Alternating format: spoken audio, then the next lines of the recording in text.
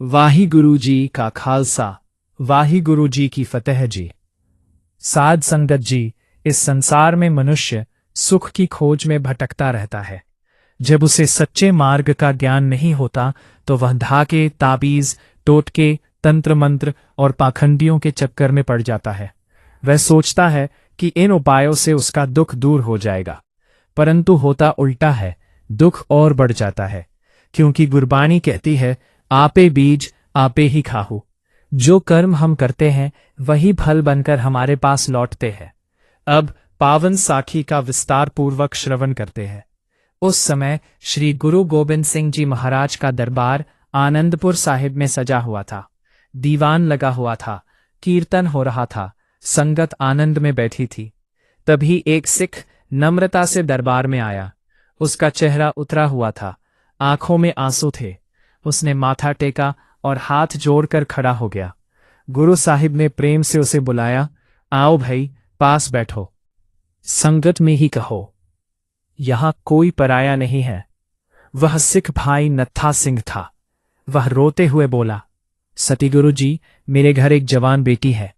एक तांत्रिक ने उसे अपने वश में कर लिया है। वह हमारी बात नहीं मानती, दिन रात उसी के पास जाने की जिद करती है।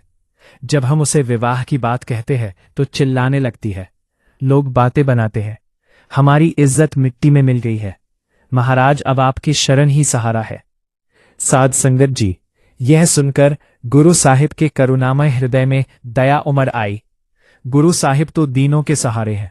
जो भी सच्चे मन से उनकी शरण आता है वे उसका उद्धार करते हैं। गुरु साहिब ने अपने नेत्र बंद किए। वे अंतर्यामी हैं, सब कुछ जानने वाले। उन्होंने ध्यान में देखा कि वह लड़की सचमुच उस तांत्रिक के पास बैठी है। वह तांत्रिक गुरु घर की निंदा कर रहा था, लड़की को मोह के जाल में फंसा रहा था और उसे आनंदपुर जाने से रोक रहा था। वह प्रेम के नाम पर उसे अपने अधर्म में बांधना चाहता था। साध संगत जी, यही पाखंडियों का काम होता है। वे भोले लोगों को फंसाते हैं, धन भी लेते हैं और उनकी आबरू तक पर बुरी नजर रखते हैं। सावधान करती है कि कच्चे गुरु के पास जाने से मुक्ति नहीं मिलती।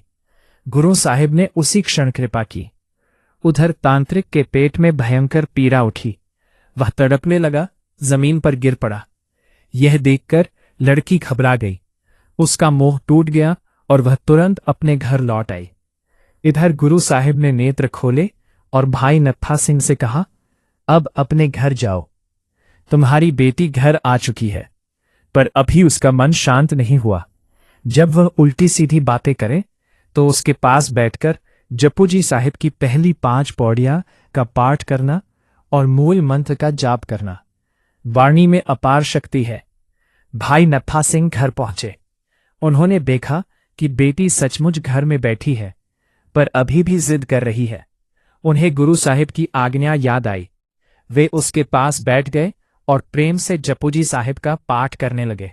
आनंदपुर साहिब पहुंचे। लड़की ने भी माथा टेका। गुरु साहिब ने उसे अपने पास बिठाया और बड़े प्रेम से कहा, बेटी, तू केवल नत्था सिंह की नहीं, हमारी भी बेटी है, डरना नहीं। फिर गुरु साहिब ने 5 प्यारों को बुलाया। मर्यादा अनुसार उसे अमृत छकाया गया। वह सिंहनी बन गई। उसका जीवन बदल गया। उसका चेहरा तेज से भर गया।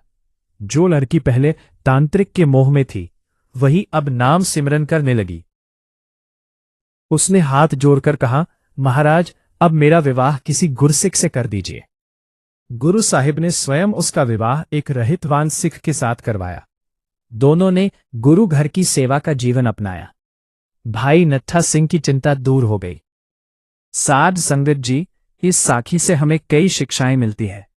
पाखंडियों और तांत्रिकों के पास जाने से दुख ही मिलता है। सच्चा सहारा केवल गुरु की शरण है। गुरबाणी में इतनी शक्ति है कि वह भटके हुए मन को भी सही मार्ग पर ले आती है। नाम सिमरन से ही जीवन सुधरता है।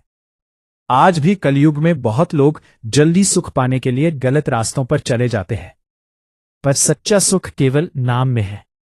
जब हम गुरु की शरण में आते हैं तो हमारे बिगड़े हुए जीवन की दशा सुधर जाती है, काम भी संवर जाते हैं।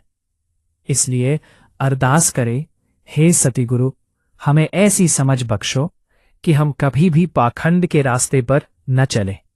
दुख आए तो भी तेरे भाने में रहकर नाम जपे।